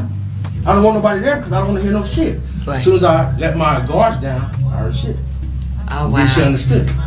Not that I was being controlling, because as soon as I let you go do what they said, let her go, okay, well, let her go. Now, But see, I'm different we ain't together no more. because I believe. See, that's why I was saying I believe that at the end of the day, when you with somebody, you still have to let that person be who they are. You got to let them grow and be the person that they are. That's where trust comes in. Right. You have to trust them. You know what I mean? I was just joking. I mean, I don't mind her having friends, even male friends, because if I don't trust you, I'm not going to be with you in the first place. And if you're my woman, I know that you carry yourself a certain way. And if you do have a friend, he also knows how you carry yourself. Right. You know what I'm saying? So that's not that I'm worried about. You know, I'm not trying to change you. I want to, if you really want to grow together.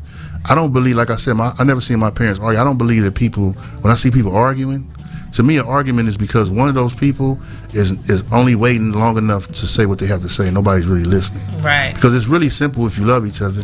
Hey, you did this and this and this. I wouldn't really feel that. And it wasn't cool. Yeah. You know what, baby? Even because you know what, But when I you think because also it's too, compromise. they can listen, Well, look, but they don't take accountability. But see, this is the thing too, because the compromise, right? Even if you think what they're saying doesn't make any sense, you still have to take into consideration people's feelings. Your feelings is not the same as theirs. So even if you don't agree with it, if they're telling you that something hurts them, and that's the person that you love, then you got to take that. Your job is to make sure that they're not hurt. Again. You know what I'm saying? So you have to, hey, baby, you know what? I'm not going to do that no more, whether I agree with it or not. Right. But that's why I think we need an expiration date. No, I'm just saying. I do, but not you. Because You at trying to some get point- trying to get rid of me for a little while. At some point, I mean, I don't know. You trying to get rid of me for a little I while. think what Lori is saying is It that, changes. but you don't need an expiration date if you have that type of negotiation, right? Because, you know, I was getting ready to say something. You can, When you communicate with each other, yeah. TD Jake said, you know that you've matured in your relationship when you can see someone's perspective even though you don't agree with it. right? Right? And so if you're in a marriage and they can understand how you feel, may not agree with it, but make the change because you feel that way, you don't need to renew. Right. You Right. only need to renew and renegotiate. Like, you know, the ladies Yeah, know. Lori ready to get rid of somebody. For 20 years, my husband had breakfast, lunch, and dinner. The ladies will tell you, I cooked every day for 20 years. That's a renegotiation. And then I renegotiated, and I said, this just doesn't work for me anymore. And so, but I couldn't say. I couldn't say. No. I cooked breakfast, lunch, and dinner. My kids had lunch. Everything they went out. We never ate out that much unless we were doing stuff. But it was wearing on me. And I said, I can't continue to cook all this. But what's the minimum that I can cook? Mm-hmm. And so he said, if you could cook Tuesday, Thursday, Saturdays, and then maybe Sunday, we don't have, or Sunday we have left, that will work. Right. And then he would just eat leftovers. And so, but it was a hard, standoff initially, because that's how I started the marriage, and that's all he knew, and he didn't want anything less. But as we started talking and communicating, he was like, that's a renegotiation. He was like, yeah, that's fine. So now I do 3 days a week. But I think those are problems, and I agree. You have problems, you have issues, you have things that you need to communicate and talk about. But then there are, in my opinion, there are fundamental values of which your marriage are potentially built on, right? And so where my mindset is maybe at 18 or 20, it's different. May not be the same mindset at 40 or 50. It's definitely and not. That's why I think not a expiration or for a renegotiation, but really a check-in to say, for this next 20 years, what's your value system? Right. What's your fundamental expectation, right? I think for all of us here, we was too busy doing this. Right, We was climbing, we was grinding. Everybody was grinding because you had to get there. Then you get to a plateau and you're like, all right, I ain't got to grind like I did before. I'm still work. I'm still put time and energy in. Right. But it's not the same grounding. So you have to look around and you're like, oh, hey, how you doing? Gonna do now? We ain't got no more kids. We ain't got this. We ain't got that. What's the next phase? Well, right? that kind of sounds like a couple that didn't really grow together. They kind of grew. It could be. Yeah, and see, that's why it goes back to, cause see me. Or it could be that you did grow together, and that you want to accept the next 20 years of your. I would have to disagree, renewal. Lori, because if you grow together, those questions don't come up, right? See, like me myself, I'm the type of person, like how she said she cooks for her husband, right? I'm the type of person that you have to know your woman, right? I wouldn't want her cooking for me every day. If I know she'll do that, that's cool, and that's why I love her, because I know she'll do that. But sometimes when you know she's going to do that, why don't you get up and go make some breakfast? Whoever's the first person up should cook breakfast to me. That's how my household is. I need help with the clothes. You know what's funny about that? He never asked me to do it, and that's where women make their mistakes. He never asked me. But he should love you for wanting to. Yeah, but I'm saying my aunt, I always managed off my auntie and that's what they did. But they were stay-at-home. Yeah, that's how you were raised. That's what I saw. Right. But he never asked me to, because when he had this conversation, he said, I eat, but I didn't want my kids eating out. I didn't want, so I just did it. Right. But it wasn't like, it was like, you know what, we get together, you're going to have to cook every single day, 3 times, No, I get that. You know what I mean? But what I'm saying is, by him seeing that you are that type of person. I don't want him cooking for me. Have you tasted his eggs? But what I'm saying is just the thought of showing the appreciation. Yeah. You feel me? Because we're partners. You know what I'm saying? So I see what you're saying. Sometimes it's the act. Those are the things that you do, and later on those other things don't come up, because if you're constantly showing this person appreciation and letting them know that we're a team and this and that, so later on, that's how you grow together, to me, and that's why you won't have certain conversations, because y'all really know communication. If you can really talk with each other and you know each other, a lot of those things don't come up 10, 20 years from now. Mm-hmm. You know what I mean? Because that's the time, really, if you've been together with somebody 20, 30, 40 years, y'all should be damn near ending each other's sentences at that time. Y'all should know each other and be that tight. But it's very interesting. Statistics show that lots of couples divorce after 30 years. Oh, yeah, wow. I'm divorced. Mm-hmm. And we were together from 14 years old to my mid-30s. But we grew out. You know what I mean? We didn't grow together. Same thing here. We were together 15 years, I think, total. And I think that we grew apart. Like, he was busy concentrating on grinding, and it was me and just the kids. Right. So there was no, I don't know. To me, I think marriage is a covenant and a contract together. And I just think we just had a contract. We didn't have a covenant. Right. I think that's the important thing. And I said, if I ever get married again, I will make sure there is a covenant and a contract. Right. I was with my mother for 8 years. Got married 2 years in. It was done. 2 years? 2 years in, it was done. Oh. Question. Why do y'all think that paperwork mean anything? being married? I don't know about the paperwork. I think it's, again, the contract and the covenant that we have together. What is that? Do we have that? Or is this just a contract? Am I just arm candy and you do your thing and I do my thing and financially this works out? That's the contract. But is there a covenant there? Like you said, is there a line we do not cross? Right. Yeah, but I think if it was as simple as what you were saying, there wouldn't be any. You're like, oh yeah, and this is, I'm just saying how I feel. Oh no, I'm not taking offense. Oh yeah, you know, you guys didn't grow well together. Oh well, that shouldn't have been happening in 30 years. I think life is ever evolving, and I don't know how you get to the point where you're at. Because even today, I've been with my husband for a long time, and we're good, but there's still certain things that we have to talk about.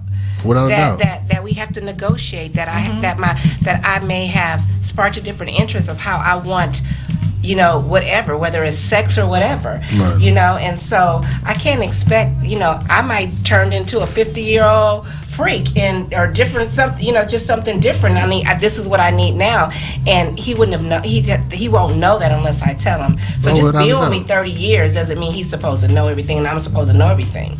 Yeah, You know, I you're hear still gonna fall out about stuff. yeah, You're still I mean, you should know your woman though. Rise, your sexual act declined. You went up and he declined. So how does that work? You just have to have a conversation. I was just talking to one of my girlfriends about this. She feels like that. I think when we were younger, you know, he just say men want to have it. Just say in general, you know, 7 days a week, sometimes 2 times a day when you're younger, right? And then as you get older, life changes that dynamic, right? Because you just don't have the time. You start having kids, schedule change. But I think if there's a sexual need there, you have to say, he wants 4, you want 2, can we try at least 3? And so then how does that work? Does that mean that I have to be more flexible at 4:30 in the morning when he comes in? Because that's when he comes in, you know, so you start talking about those things. Because to me, sex is part of the, like, hierarchy of needs, right, in a marriage. And so I think you just have to talk about it. The problem is, you know, as everybody get older, sexual libido changes, and somebody's libido may be different than the others. And so then how do you still stay in alignment with that? And I think it's just really vulnerability on the man and the woman to keep that going. And so, but you had those conversations, and sometimes even when you're growing up with kids, you're like, oh, it's been a whole week maybe at some point and nothing's happened, but you're like, he's working here, you're working there, you're going to the kids, you're going to the games, you're going to this, you're going to that, Taking a practice. and life happens, and so you have to, when it happens, you have to take that pause and say, how do we not allow this to gain momentum, right? Because life is happening. That's just Yeah, she. Not my wife. She can somewhere down there. She finna get took down for that week is over. We gonna figure that out. She gonna get tired of me. I was giving you an example. She won't get no sleep tonight. It's gonna be up tonight. Right? No, I agree with what you're saying, but I'm just saying more of an aspect of, you know, I believe that, you know, I'm the type of person when I'm with someone, I try to get to know them. I want to know her moves. I want to know when she's up, when she's down. I want to do, you know. My father always told me that, you know, you got to know what she wants without her saying it. You know what I'm saying? You got to be able to do things that you just feel. You know what I mean? Because you know her like that. You know, my love is, I have to be attached to you mentally first before I can be attached to you physically. You feel what I'm saying? When I was young, it was about the visual. Now at my age, it's got to be mentally. You got to mentally be there first. Other than that, it's not nothing going, you know what I'm saying? My attraction won't stay around that long. Right. You know what I'm saying? So my thing now is I want to know you. I want to know, you don't even have to tell me, what's wrong with you? Nothing. I know something wrong with you, what's going on. You feel me? That type of thing. And I think when you have that dynamic, that helps with a lot of those other things that we were talking about. You know what I mean? You know, It's like you said, it's detail, and I know that's important because I think really with most women, the details are important. If I've told you something, and the same thing with men, if I've told you something and I've told you more than once, and you're still continuing to do the same things or not even paying attention, That's a problem. That's a problem. Yeah. That's a problem. because that means you don't care. Exactly. You don't care. Exactly. That's a problem. And some people just say, well, I keep telling this person, I keep saying that, I keep voicing my, and see, sometimes we throw things out there a couple of times. I'm like, okay, that's the third damn time I threw that shit out there. Yeah, see, that's I'm different. done. You know? And to me, that's a person that's not dedicated to this thing that we have. And I'm not saying material things. I'm just saying, like, for example, if it's something that I don't like or I don't care for, and you know that's a pet peeve of mine, Why do it? are you paying attention? Right. And if you're not paying attention to detail, you're not into me, you're not into this. You got to go. Yeah. If somebody brings something up, you be like, nah, man, my wife don't play that. That's how the old school do it. They be like, man, you crazy? My wife let don't me play ask that. my wife first. Louise don't play like that. Trying to get me killed. You gotta really know her. You know what I mean? And that's the problem now. People don't get to know each other. Like I said, that was back in the days when you really courted somebody, and you know what I'm saying. You really the romance and really get to know a person. You know, now if you know something's going on and you don't address it, then that means that person is not fully locked in with you. Or like committed that. to it, yeah. Yeah, you're not locked. To me, you're not locked in, because to me, a lot of these things, to me, we make more difficult than it really should be. Yeah. If you really rocking with each other. If me and you in this shit for the long haul, it's certain things we shouldn't even have to even talk about. Exactly. Because we really rocking together. You know what I'm saying? It's certain things that I know. I know what I can and can't do. I know your moves. I know, you know what I'm saying? It's just, to me, that's different. That's my thing. You know what I mean? I don't think some of the things like I said, I don't think, I've never been an argumentative person. Any relationship I've been in, I've never been a person, because I'm always like, what's going on? This and this and this, I don't like this. All right, for sure. I'll make sure that don't happen no more. And I'll make sure it don't happen no more, because I don't want to have to talk about that no more. And I love you enough that I'm going to make sure that you cool with it. And we don't have You to feel talk what I'm about saying? it again. You know, you have to make sure that everybody you around know. You never let another woman feel like she got any type of jump over your woman. You feel what I'm saying? You got a lot of dudes that a woman will look at her homegirl and she might be talking good about her husband or dude, and then this other woman might be saying, girl, I could have him if I wanted him, because he done made her believe that. You feel what I'm saying? So my thing is, you never ever have your woman looking like, because you know they have this thing where they say a person will have you in love and looking stupid at the same time. Oh. So imagine a woman talking to her homegirls about her dude, and he done been with a couple of them. You feel what I'm saying? So now you took her from here to here, because nobody should ever think they got the edge on your woman. They should never. You know what I'm saying? And no one should ever approach your woman. Period. You know what I'm saying? They should Nobody always should know ever come up to me. that he holds her in high regard, and it's not gonna happen. That's how they get in. You feel me? And that's the thing. If you're not in it like that, then y'all kind of wasting each other's time. Because eventually it's gonna come to an end. True. You feel what I'm saying? Because y'all really not locked in. You know what I mean? To get married. You know what I'm saying? To really say, because the marriage is nothing but an agreement that this is how we gonna rock with each other. Ain't nothing changed after you got married. You know what I'm saying? He's still the same idiot he was when the day before y'all got married. You know what I'm saying? She still do what she do, but we know. But I think the marriage is just a financial contract, right? It's a business agreement. It's a business agreement. Like, what's the difference? That's all it is. Right. That's I think it's just a business. To me, I think it just changes things to make it. Because some people think it means I own you now. Exactly. I own you. Some people think. You know. Some people, when they get married now, it's like you're mine. You're mine now. We're married. To me, when you But you don't own that person. They're still their own. No, they don't belong to Slavery you. ended. So that's why I said earlier. I said that's why you still, even if you're married, you still have to let her or him be who they are and let them grow as their own individual. They're still their own individual person. Right. If you let a person be their own individual person and let them grow, and you grow into who you're gonna be, then y'all will have a beautiful thing going on. You know what I'm saying? But when you start saying this is mine, and you're gonna do this and you're gonna do that, you can't make anybody do anything. And if you're making them do it, you shouldn't want it, because you shouldn't want it if you're making them do it. They should want to do it because that's what they want to do. You know what I'm saying? So I think that, if you're not really getting down like that, I have a question. Kind of stems from what Legs said. So you have people who have been like just boyfriend and girlfriend or a couple for 15 years, and then they get married, and then they're divorced in 9 months. Because their thought process What do you changed. think happens? Their thought process changed because they got married, and we have society gave us all these stipulations on marriage and what marriage is supposed to be, and they forgot what they were really about in the first place. Same thing happened with me and my wife. We were together from 14 years old, and as soon as we got married, we started having all kind of problems, because now You've been with me since I was 14. We got married, and now you mad because I didn't come home at 10 o'clock. I ain't never came home at 10 o'clock. So why you mad now? You know what I'm doing. But now since we got married, I got to be home at 9:59. No, I'm still going to come home at 1, 2 in the morning. So she felt that the marriage things were supposed to change. Different operating procedures. If that's what you felt, then you should have told me from the get-go. We could have talked about that. You know what I'm saying? But don't wait till we get married and now you think that, oh, now you're going to do this and this is going to change. No, it's not going to change. I'm still going to be the same dude I was before we got married. You know what I'm saying? I mean, not saying like I was out doing anything. I was running the streets, you know what I mean, and getting money or whatever, but nothing's going to change. You know what I'm saying? Because some people get married and they feel like this piece of paper means that I own you and this is what it is now. No, we're still the same two people we were. You're still an individual. I'm an individual. You still want what you wanted before we got married. You know what I mean? And you have to let that person be that person if you want to be with them. Because if you don't, they're going to resent you eventually. You know what I'm saying?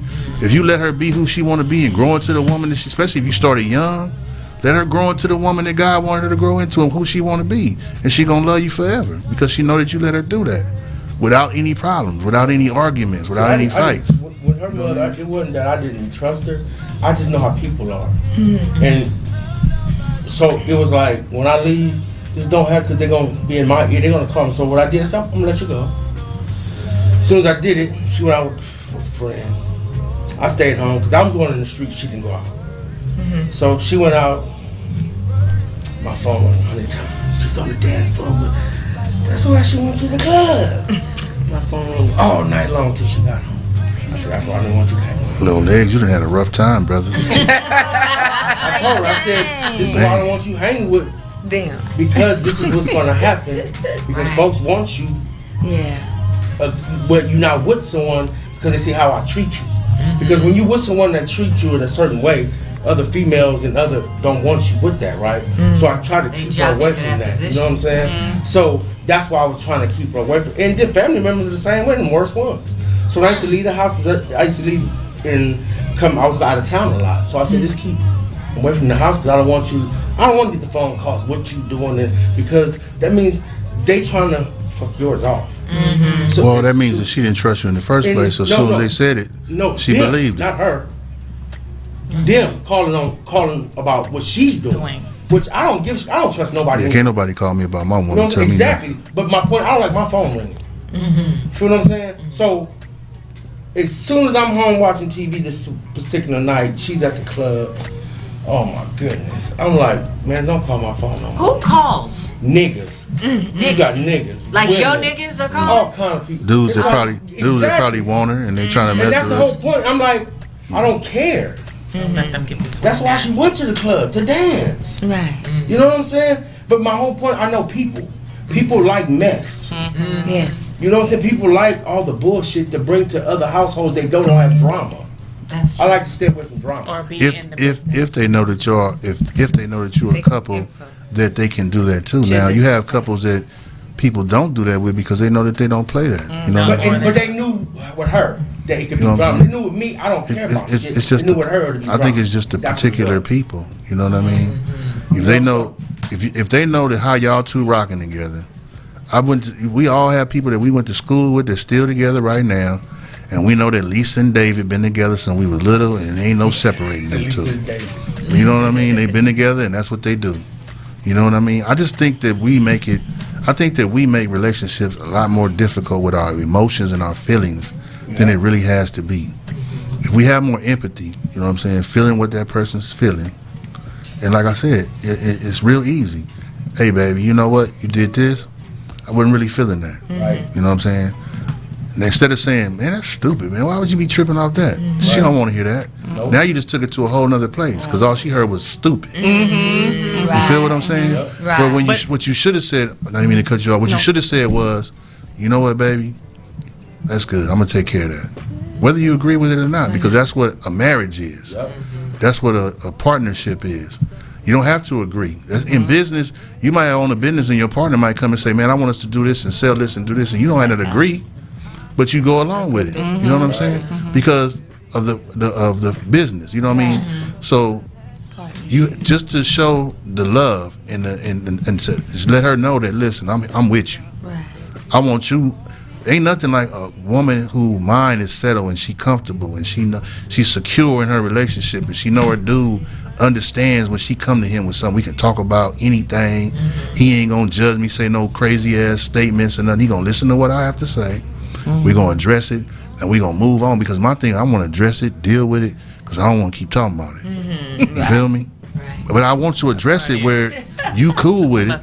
You know what I'm saying? I want you to be cool because I love you, and I want you to be at peace with that. Right. I want you to be able to move on from that and be at peace, because I don't want to keep talking about it. Well, I just want to shake it up a little bit here. Talk about it. So we talk a lot on the POJ show with guests about polyamorous relationships. So where you've got, everybody has a different function. So you may have, 2 wives or 3, or there may be, 2 husbands, but it's a partnership that we're all in together. What are your thoughts about polyamorous relationships? I'm trying it one day. You trying? Listen. You are. Yeah. He done forgot his daughter sitting over here listening to all this mess. I'm 53 now. I gotta try 5 years. Nah, I'm cool. So why do you want to try? Why? Give her some Because I tried the other ways already. You tried it the other way? Man, look. But her mom, she didn't have to do nothing. No. Ask her. I got up, cooked, clean. When she got off from work, her blunt was raw, her teeth on the thing. I massaged, I did the whole shit for 8 years. She didn't have to worry about nothing. What else got I do? My son's mom, same shit. So we're gonna try something different. I want 2 or 3. We're gonna try something different. We're gonna try something different. So I'm just saying. Okay. The Poetry of Justice show does not support any of Boleg's statements. We got an agreement. 'Cause I was in the streets a lot with her mom, but it was time I had to be home. These are his opinions and his opinions only. You better be home by 1:59. But I was in the streets, so I was home at reasonable time every night. 159. 159. No, I'm just saying. I better be home before the club closed. Right. I know that much. I was thinking more along the lines like 10 o'clock. Well, That old 10 o'clock, boy. That's a good time. the 10 bills o'clock. was paid. Boy, that 10 I o'clock was made something else. like 10 o'clock caused a lot of problems. That was a hard one I to did make. my part as the man of the house. I did everything right, and make sure she was happy. I'm not an arguer. I don't have time for that shit. And like he said, make sure what she don't like, don't do. And I didn't.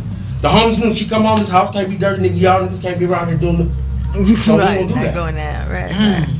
Never had that issue. You know what I'm saying? So, and when she get pissed off, I just listen. You just listen. Yeah, I ain't got time for it. Yeah, but this is the thing. Sometimes people's That's thinking is good. off. Like, for instance, if someone says, when I come home, you can't have no dish in the sink. It's like, Yeah, that's crazy. Okay, well then you wash the damn dish. Right. It's like, First of all, they shouldn't. Whoever got to the dishes first should wash the Right, dishes. you wash the damn dish. You feel me? Let's just buy paper. And that's We can have paper and for that's the stuff that I be ginger talking about that pisses me off when people. That's being petty. Mhm, that well, You know what I'm it saying? only becomes petty when the same person always gets to the damn dishes first and the same person washes. Well, that's because. Shit. But you know what though? That's because that other person is letting you get to the dishes first. Right. That's what Yeah. I'm Feel saying. me? Right. You can get up in the middle of the night while she's sleeping, go in there and wash the dishes. Yeah, or, You know what I'm or saying? if you want to surprise her, and make her happy. Anything that you want to do, if that's what you truly want to do, you can do it. You know what I'm I saying? just don't think this level of passion. It's not around anymore, but I mean, I don't know. I don't know. it's probably. I'm not gonna say anymore. I'm sure love is still out there, but it's not as common as it now as it was. And the way you couple talk decades ain't ago. common either. You No, know? I know I'm a different type of dude. You You know, are. You that's absolutely. why I'm single right now, because I'm really picky. But the But way I'm- you talking, you shouldn't. but- You should not be. I don't know Well, why you're not swooped up. You know why? Exactly. Because You're gonna listen to what I say. You're now, gonna do everything I want you to do. because I've Woman dated. don't want that. You look, don't argue. I've dated, You right? win Ain't it. no time to argue. I've dated, but I know the type of dude that I am, right? I know what I bring to the table. And dating in this day and time is horrible. Okay, tell us more. Because Why is it horrible? because the person because the person Legs, we gonna talk later. the person yeah, my boy needs that. 1-800-555. The person for me lately has always turned out to be the total opposite of who they tell you they are when you first meet them. Is that because When you of meet their Instagram? I don't even Meet the know. imposter. I've never ever dated anybody I met on Instagram. I don't do the Instagram thing. I got to know you in real life. You know what I'm saying? I'm old school. You said real life? In real life. In real life. Yeah, I got to know Meet you. you in public. You know, through maybe I know y'all and y'all might say, D, I got got a a homegirl. referral, right. You know what I'm saying? I got to meet you in real time. I don't do this because you can be anybody on there. You could be Even a anybody. psycho killer or whatever. Whatever, you know right? What I'm saying? BTK killer, But- somebody. But this day and time, like I said, I don't like to argue, right? That's a blessing. And you have so many women Wanna argue. that want to argue. Now, I don't know if it's because of the history and what they've been through. You know, but you know, I've dated someone that real simple. You know, they ask you a question and you answer it real simple, and it's like, what do that mean? Check. That means I've seen it. What I that said. means But, what I but just when you said. say you don't like to argue, does that mean that you don't like to talk? Do you shut down No. or shut off? When I say I don't like to argue, Do you- I mean that You I'm talking problem about. solve still, right? I'm talking about when two people are their voice volume has went up, they're hollering and mindless screaming. chatter. I'm talking about an argument. We go to your high voice. I don't think nobody needs to get to that point. Yeah. If you But love we each can other, disagree. of course. You know what I'm saying? I Now, don't like but to be do I? mindful. I'm very big on communication. I don't like to be mindful. But in your relationship, Oh. the woman's always going to get her way. Most of the time, yeah. Yeah. Because And you so know, why do you think you're single? I've been Incredible. because I'm so old. Because I'm too old school. Oh, too. I think what You know what Fats I'm is saying? saying, don't What is sweat the old small school about stuff. that? I think Because that's I'm what still- he's saying. I'm He still- don't want to settle. I'm not gonna settle. And I'm still a gentleman. I'm you know, they're not used to the things that I do. You know I what think mean? that are you trying to? I think what you're trying to say is don't sweat the small stuff. There's just some shit that we arguing it's- over where the water you bottle know, is. You know what I life mean? is too Somebody short. will argue about my- our water bottle being on the My top. brother is in his 60s. I don't mind discussing. I'm sorry, I didn't mean to cut you off. I don't mind discussing anything, Yeah. but let's have a real conversation. You know what I'm saying? Respectful. You know what I'm saying? Not to hollering and screaming back and Or forth. calling each other out their name. Now, that shit, I'm not gonna if do. if she's saying something that I don't agree with, I'm gonna say I don't agree with it, and I'm gonna explain to her why I don't agree with it. You know what I'm saying? In the same tonality you're using. The way I talk right now, Okay. how you hear me talking right now is how I talk all the time. Okay. You know what I'm saying? He'll tell you I don't Amazing. never. This is amazing. I've never whooped my kids when I tell them to do something. They do. I'm calling the Guinness Book of World Records here because this is unique. And I and this is my honest. This is my truth. And anybody that knows me will tell you this is even women that I'm my ex-wife. Anybody that tell you this is how I am. I believe in because everybody I've ever been with I truly love, and their opinions matter to me. The way they felt matter to me. When I give my love to somebody, I give it to them 1,000%, everything. So you know when they say something, I listen. You know what I'm saying? And we're going to deal with it and we're going to move on because I don't want to talk about this again. You know what I'm saying? That's the key. That's the key. You know You what I don't mean? want to talk about it again. Right, because we shouldn't have to. You know what I'm saying? I'm going to put you at peace. But we do talk to Now, don't get me wrong. point of resolution. No, I'm going to put you at peace and I'm going to give you my heart. I'm going to give it to you straight up from the heart. They resolve. So You know what I'm To resolve. So I'll give you an I'm gonna resolve. example. I'll give you an example, Fats. Okay, so you come in at 2, and I say, you know, or, no, let's say 3, and just say, you know, I think 3 is a little over 10 the o'clock. top. I'm just needing 10 o'clock. No, I'm just kidding. Right. I think 3 is a little bit over the top. You know, why not 1 or 2? Are you going to? What you're saying is, okay, I can see her point of view. I'll do 2, and then move on from it, basically. Yeah. Because I can understand what you're saying. I could see that with maybe not the young Shelly, but the older Shelly. I could see, like, if you said, you know, okay, you know, it's dangerous out there. I'm worried. You know, 3 o'clock is really late for, you know, a young woman at your age. Could you please just be here at 1? And then I would say, you know what? Okay, I understand. He's probably worrying. I'll be here at 1. Why not? If my hanging The out old Shelly, not the young one. That's what I just said. if my hanging out at 3 o'clock in the morning is because I'm hanging with my homies and I'm running the streets and she tell me that she not cool with that, then I'm gonna change it. Right.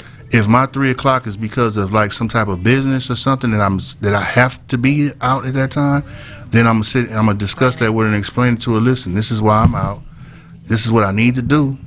Now, if this is really how you feel, then we're gonna figure out a way that I can get what I need to get done. And I can be in the house at a time where you're going to be cool with it. Because some people just like to argue. I don't mean to cut you off, Fats, but some people just like to argue. People like to argue, I just want to argue because I don't want you out there at 3. I want you there.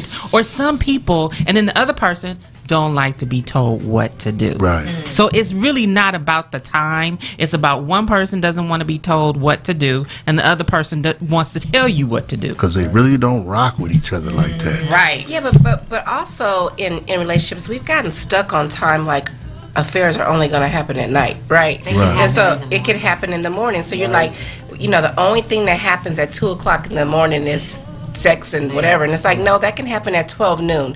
So somewhere in our mindset and the way we were raised is we attach unfaithfulness to darkness, to lateness, and it don't have nothing to do with that. Because when I go at one time, when I started going out, I came home at 2:30, and I didn't want my husband to say nothing to me about it.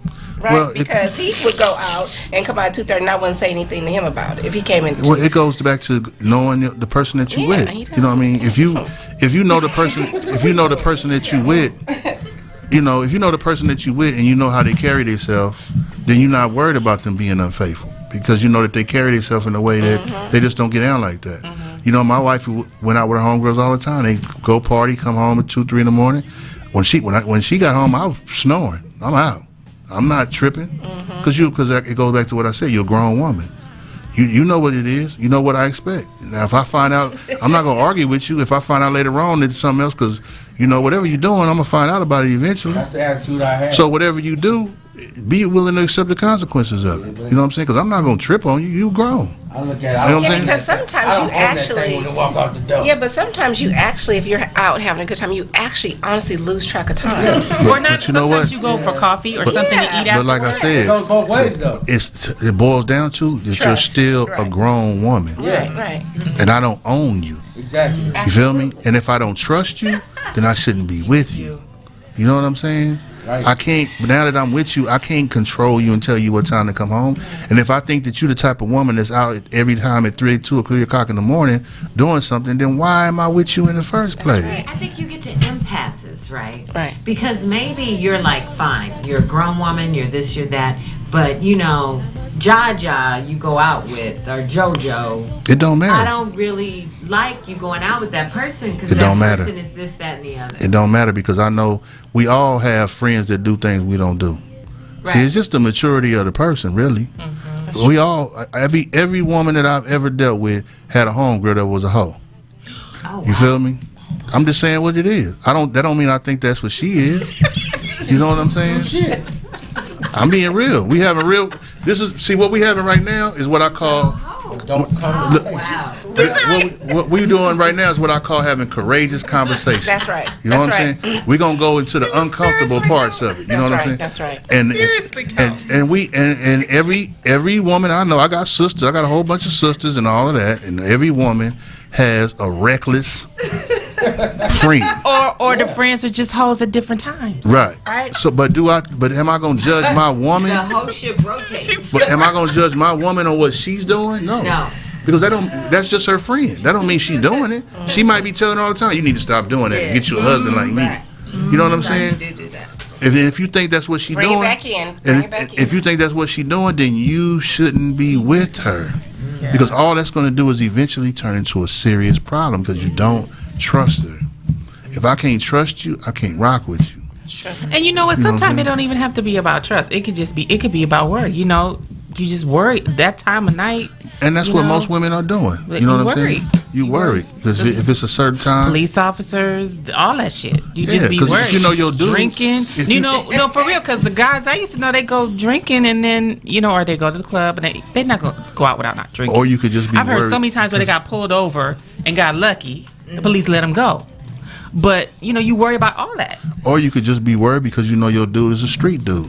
You know what I'm saying? You know, you're out there in the streets it don't getting this necessarily money. have to be about cheating. And for me to have, and for you to have a peace of mind, I would like for you to be here in a certain time Because every time I hear a gunshot or a telephone ring or something, I think somebody calling. Because some women have the boyfriend who got killed before.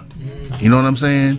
And they remember that. You know what I'm saying? So it's a lot of different dynamics to that. You know what I'm saying? It ain't just about them cheating. Right. Cheating should be the last thing on your mind if this is the person you're rocking with. You know what I'm saying? That should be the last thing. You know what I mean? It should really be about, hey, I want you to be safe. I'm scared. This and that. You know what I mean? Right. Absolutely. And that's just my opinion. You know, I think we got to be more mature, and we got to respect each other, and we got to really, if that's really who you rock with, it ain't, to me, it's just not that hard.